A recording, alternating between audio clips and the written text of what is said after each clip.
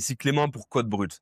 Tu vas obtenir ce rendez-vous avec cette femme et tu ne vas pas le lui demander. Tu ne vas jamais le demander, ce rendez-vous. Pourtant, tu vas l'obtenir. Et ce n'est pas un jeu de mots parce que le problème, ce n'est pas que tu ne le proposes jamais, ce rendez-vous. C'est que tu te mets en position de demandeur. Tu lui demandes. C'est se mettre en position de demandeur. Est-ce que tu es dispo cette semaine? Est-ce que ça te dirait qu'on se voit un de ces quatre? À la seconde où tu dis des choses comme ça, tu donnes ton pouvoir et tu donnes la responsabilité.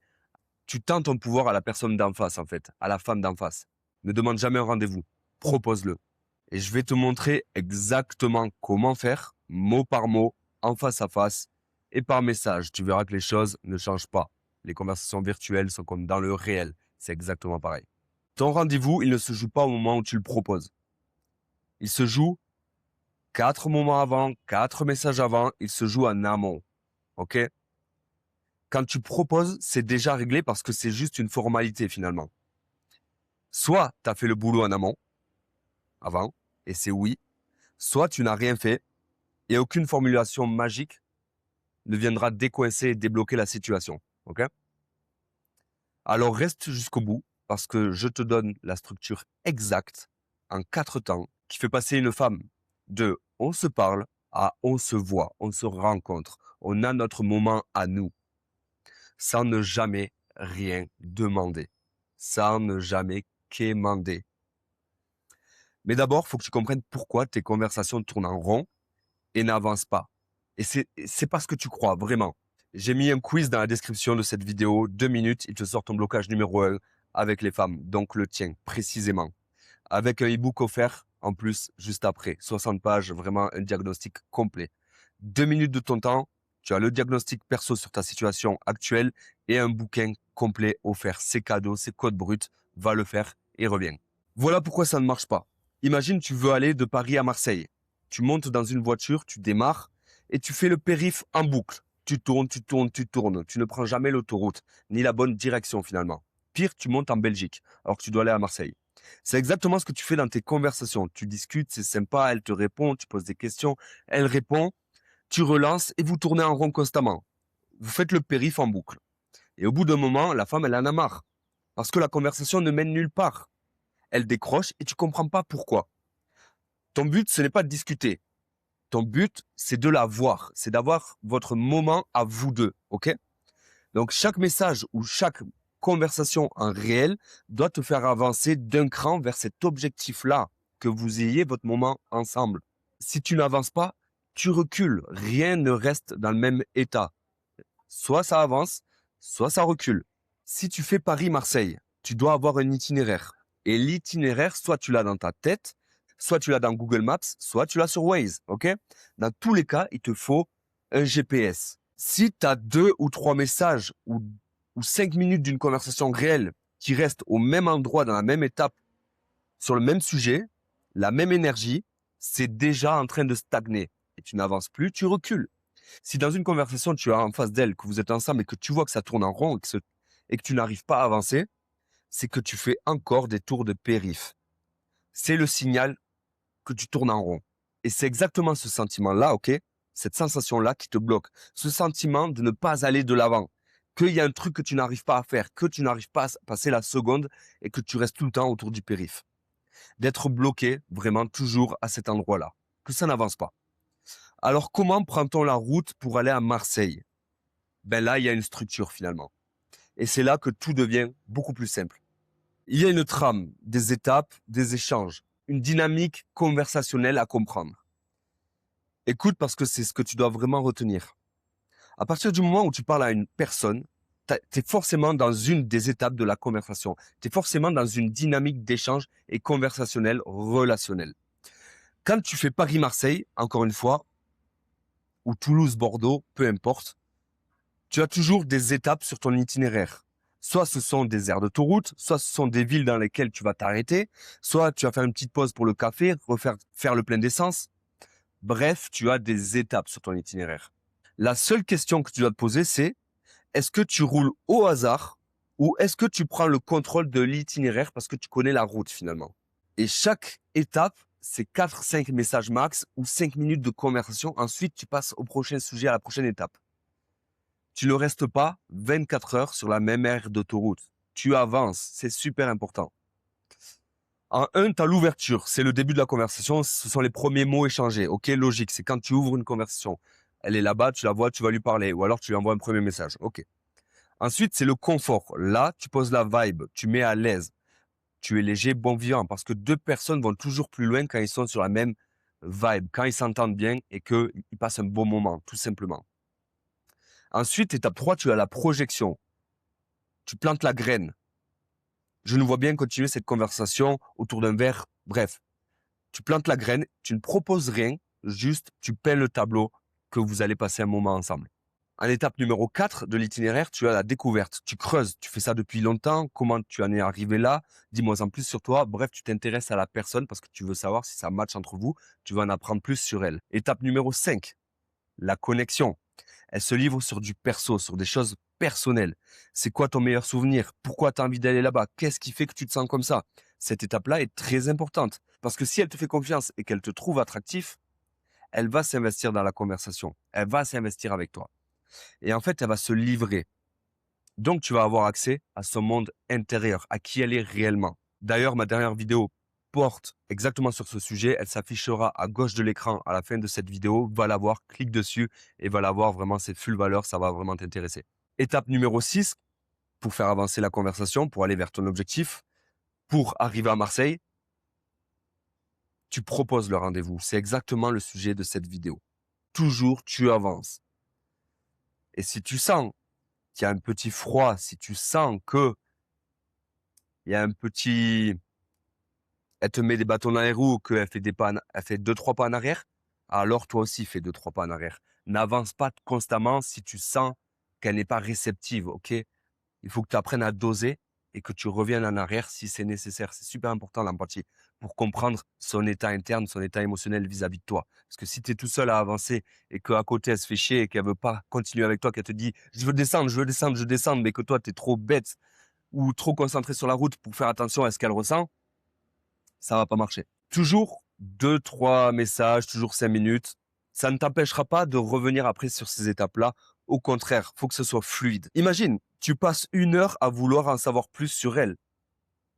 1 heure à lui poser des questions sur elle. Qui tu es, tu viens d'où, nanani, nana. Putain, relou, quoi. Imagine, elle est à côté de toi, côté passager, et tu passes 1 heure de ton temps à lui faire un questionnaire pour savoir qui elle est. Elle va être saoulée, tu vois. Normal.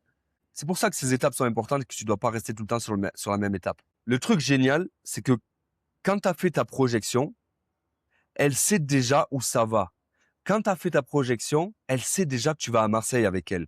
Pourquoi tu ferais une projection et pourquoi tu envisagerais le fait de passer un moment avec elle si ce n'est pas pour le faire? Elle le sait. Et si elle a joué le jeu, si elle a rebondi dessus et elle a même surinvesti la conversation vis-à-vis de ça, c'est qu'elle est partante. Le oui, il est acquis avant même que tu proposes vraiment le rendez-vous. C'est toute la beauté du truc. C'est que par son comportement, tu arrives à comprendre si elle est réceptive à là où tu as envie de l'amener. C'est top. C'est pour ça que tu ne demanderas jamais rien. Parce qu'il n'a rien à demander. Bon, concrètement, quand arrive le moment, tu dis quoi exactement? Comment on fait? Il y a des choses que tu dois arrêter de dire maintenant. Il y a des phrases que tu dois absolument bannir.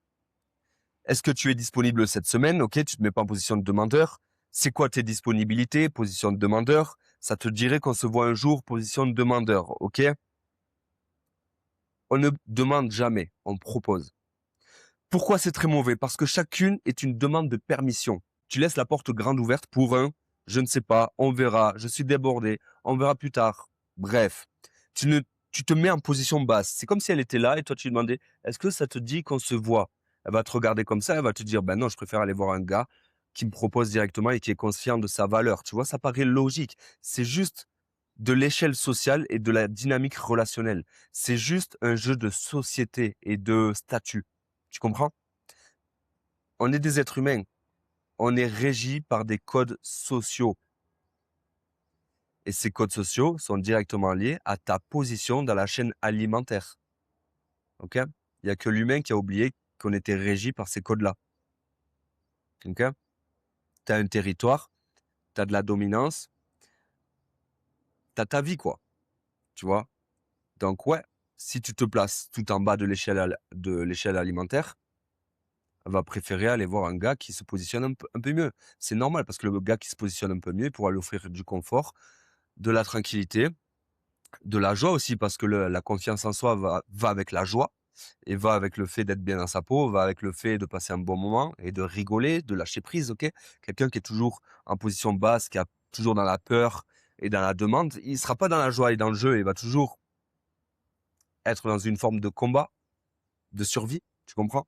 Donc, ne te mets jamais en position basse. Commence à élever ton statut, à élever ta vibration, à élever tes standards, qui tu es, ton mindset, ton état d'esprit, ta vie, quoi. Parce qu'une femme sent immédiatement cette énergie de demandeur. Ce n'est pas attirant. Ce n'est jamais attirant. Je veux dire, il y a quelqu'un, il vient te voir dans la rue, il te dit, imagine, il y a quelqu'un, tu le connais pas, il vient vers toi et il fait que te poser des questions sur toi. Et pourquoi? Et comment tu as réussi à en arriver là? C'est quoi tes astuces? Nanana, nanana. Tu vas être là, tu vas le regarder comme ça, tu vas le prendre de haut et tu vas te dire, arrête de me casser les couilles, mon gars, t'es trop chelou. Pourquoi tu me poses toutes ces questions? Occupe-toi de toi, en fait, tu vois. C'est trop bizarre, tu vois. C'est anti-humain, tu vois, c'est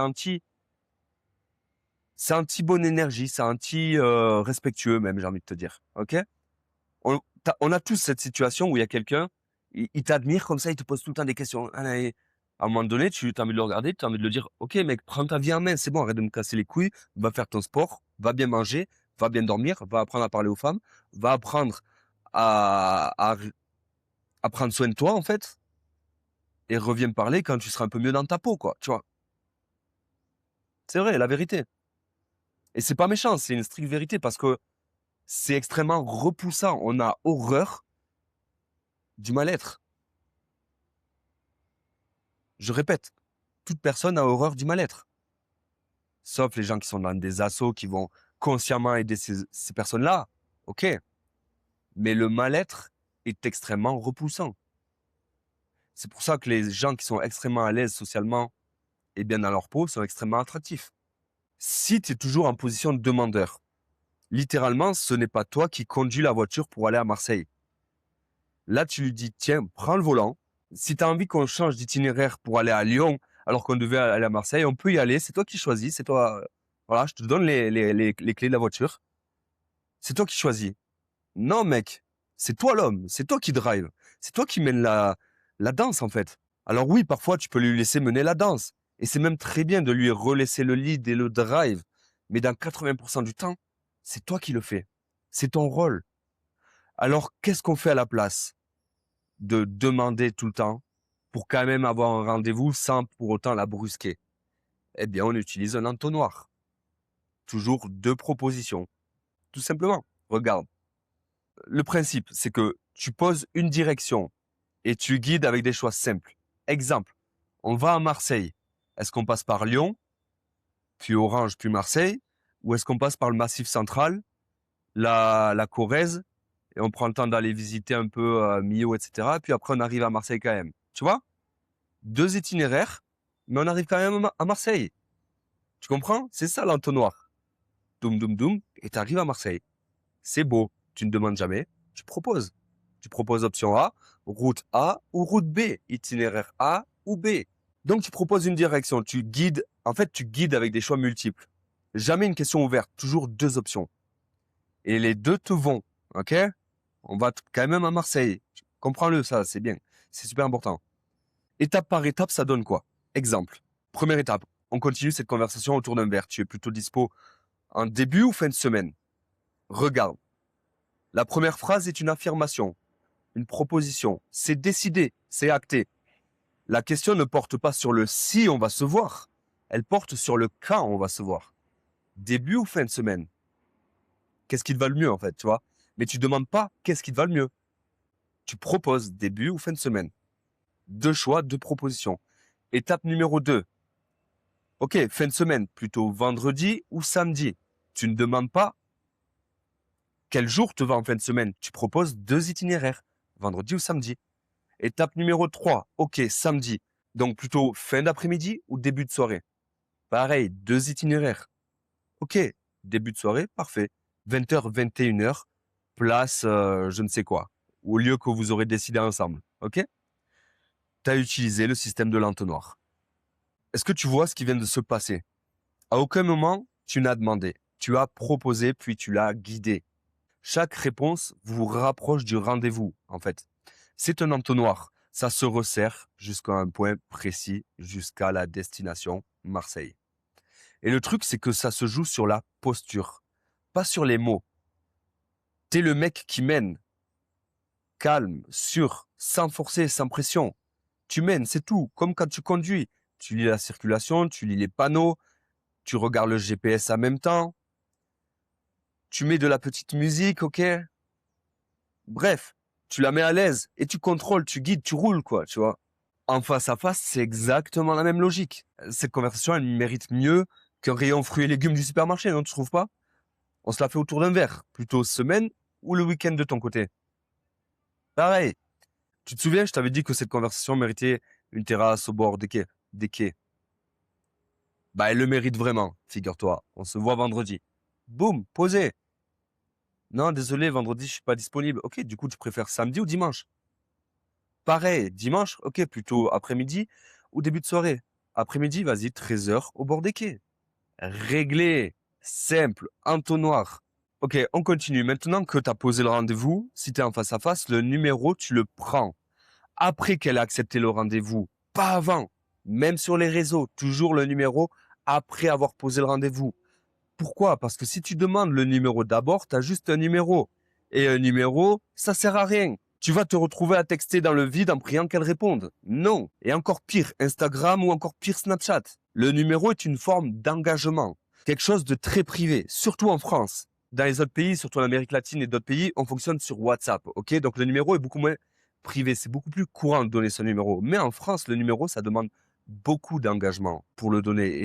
Et sache que si tu es un goth en séduction et avec les femmes, dans la dynamique relationnelle avec les femmes en France, partout dans le monde, ce sera facile. Parce qu'en France, on est les rois des pètes couilles. Le niveau et les standards sont extrêmement élevés en France. Si tu arrives à avoir un bon game avec les femmes en France, tu es le roi du pétrole partout dans le monde. Je te le dis, mon ami.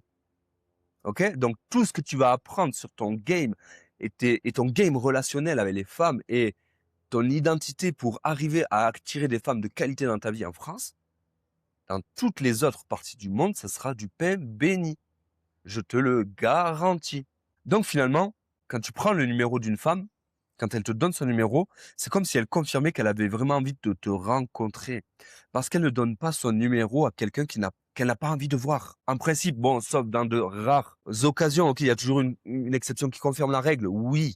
Mais de manière générale, tu donnes pas ton numéro à un inconnu que tu n'as pas envie de revoir. Sauf si tu es un commercial de chez Darty, que tu veux vendre un gaufrier ou un Thermomix, tu vois. Alors que si le rendez-vous, lui, est déjà acté, le numéro devient une simple logistique. Parfait, passe-moi ton numéro, ce sera plus simple pour s'organiser. On gère la logistique là-bas. Là-dessus, tu lui tends ton téléphone, elle écrit son numéro. Comme ça, en plus, si c'est elle qui écrit son numéro dans ton téléphone, tiens, tu lui tends, tiens, écris ton numéro. Elle aura l'impression que c'est elle qui te l'a donné. Et c'est vraiment le cas. Tu vas lui donner ton téléphone, elle va écrire son numéro. Elle te l'aura donné. Donc, tu ne demandes plus rien. Tu vois, dans tout ce processus où tu poses le rendez-vous, tu n'as rien demandé. Tu organises. Et ça, c'est complètement différent parce que tu conduis l'interaction. Et c'est exactement ton rôle en tant qu'homme, je te le rappelle. Maintenant, la question que tu te poses depuis le début de ce cours, et si elle dit non, qu'est-ce qui se passe? On y vient. Si tu as suivi toute la trame de la conversation, ça n'arrivera quasiment pas. Et c'est tout l'intérêt des étapes et des cours que je t'ai mis avant. Parce que la projection, c'est aussi un radar, ok? C'est aussi ton radar. Si au moment où tu plantes la graine de se voir et qu'elle bloque déjà, ouais, bof, j'ai un copain, je suis débordé, je sais pas si je vais avoir le temps. Alors tu as déjà ta réponse avant même d'avoir proposé quoi que ce soit. Tu prends pas un non frontal en fait. Tu as juste l'information. Tu as juste de l'information et tu as juste l'itinéraire en fonction. C'est-à-dire que vu que tu auras fait la projection, le confort, etc. avant, tu sauras directement si elle est réceptive à l'idée de te voir, vu que tu auras déjà fait toutes les étapes avant. Tu comprends? C'est ça, avec toutes les étapes, tu auras vu en amont, tu vas sentir son niveau d'investissement en fait. Tu verras son niveau de réciprocité. Tu verras si vous avez les atomes crochus finalement. Pour qu'on aille ensemble vraiment à Marseille, dans la même voiture, pendant tout le trajet, et qu'on ait vraiment ce début de relation qui se crée, tout simplement. Et si ça ne fonctionne pas, si ça ne marche pas entre vous, tu passes à autre chose. Tout simplement. C'est ça la vraie liberté. Tu ne prends plus de non parce que tu demandes. Tu es force de proposition et de conduite. Et si elle ne veut pas monter à côté de toi, c'est pas un problème. Tu feras le trajet avec une femme avec qui tu as beaucoup plus de réciprocité et d'atomes crochus. C'est la vie. Tu ne peux pas plaire à tout le monde. Et tout le monde ne peut pas te plaire. C'est la base. Petite parenthèse. Tu vas peut-être appliquer tout ce que je viens de te donner dans cette vidéo, dans ce cours, et ça va marcher. Tu vas décrocher un rendez-vous. Mais je vais te dire ce qui va se passer après. Parce que je le vois tout de suite. Tu vas te retrouver au rendez-vous et te poser toujours les mêmes questions. Puis il y aura la relation et d'autres questions ensuite.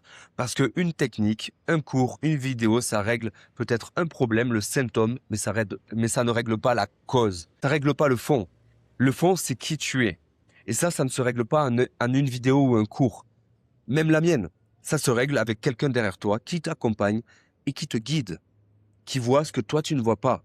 Alors regarde toutes mes vidéos, prends tout ce qu'il y a à apprendre, c'est fait pour ça, mais le jour où tu voudras vraiment régler le fond et pas juste le symptôme, tu sais déjà qui appeler. Parce que ce moment-là, ce sera juste évident pour toi qu'on travaille ensemble. On reprend.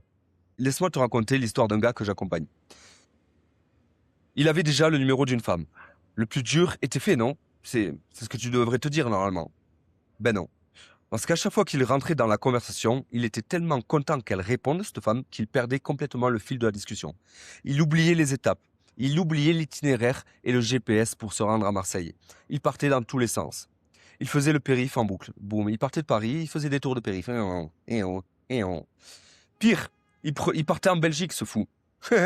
Il partait en Belgique, ce narvalo, plutôt que de descendre à Marseille. Il se trompait carrément de direction, ok? Non, mec, c'est pas le bon sens, là, c'est l'autre côté, hein. Il m'envoyait ses conversations une par une et je le voyais tourner en rond, littéralement. Du confort, encore du confort, de la découverte, encore de la découverte, une question logique. Encore, mais jamais de projection, jamais de vraie avancée, jamais d'étape de franchie pour arriver à Marseille. La conversation était sympa, mais elle ne menait nulle part finalement. Alors je me suis mis derrière lui. À chaque message, analyse, réfléchis, prends ton temps, à quelle étape tu es, où tu en es dans l'itinéraire, qu'est-ce que tu dois faire maintenant pour avancer vers Marseille, littéralement. Il a suivi la trame, confort, projection, découverte, connexion, il a proposé le rendez-vous. Résultat, premier rendez-vous. Et là, aujourd'hui, enfin non pas aujourd'hui, la semaine prochaine, il en a un deuxième. Ce n'était pas un problème de talent, de charisme ou d'intelligence. C'était un mec qui tournait sur le périph' et qui ne savait pas qu'il existait une autoroute avec un itinéraire précis pour l'amener à destination. J'ai même appelé mon cours le GPS de la conversation pour tout te dire. La structure la voilà en entier. Ouverture, confort, projection, découverte, connexion, proposition de rendez-vous et après on prend le numéro. Un échange est égal une étape. 4-5 messages, 2 à 5 minutes maximum dans la vraie vie. Pas plus. On ne demande pas, on propose. On continue autour d'un verre début ou fin de semaine, puis vendredi ou samedi, puis début ou fin de soirée, puis c'est calé, tout simplement. Et le numéro vient après le rendez-vous. Après avoir posé le rendez-vous. Jamais avant. Ton objectif n'est jamais la conversation en elle-même. C'est de passer de on se parle, on ne se connaît pas, à on se voit. Parce que les relations humaines se créent en vrai et non pas en virtuel. Ok? Chaque message, une seule question. Est-ce que j'avance vers Marseille ou est-ce que je fais encore des tours de périph'? Pire, est-ce que je vais en Belgique? Ok? Voilà le passage où il vend son truc et t'as raison de te méfier parce que c'est ce que je vais faire, littéralement. Ce marché est bourré d'arnaques, de mecs qui te prennent 5 à 7 000 balles, qui te répondent tous les 15 jours et qui se cassent avec ton fric. Je le sais parce que j'ai bossé avec eux et j'ai été victime aussi de ce système. Et je suis parti dégoûté, littéralement. Je me suis fait avoir moi-même. Au début, 1 000 € qui sont partis dans le vent. Allez, ciao. Tiens, c'est cadeau, prends. Donc ton scepticisme, je ne le combats pas, je le partage. Tu comprends? Ce que je fais, c'est l'inverse d'eux. Peu d'hommes présentent presque tous les jours avec eux. Et un appel de diagnostic avant tout pour te dire la vérité sur ta situation actuelle et pas te jeter des fleurs. Si à la fin, ça ne matche pas, je te le dirai moi-même. Si on a envie de travailler ensemble, alors on le fera. Si on n'en a pas envie, on ne le fera pas. Ça n'engage à rien. Juge par toi-même.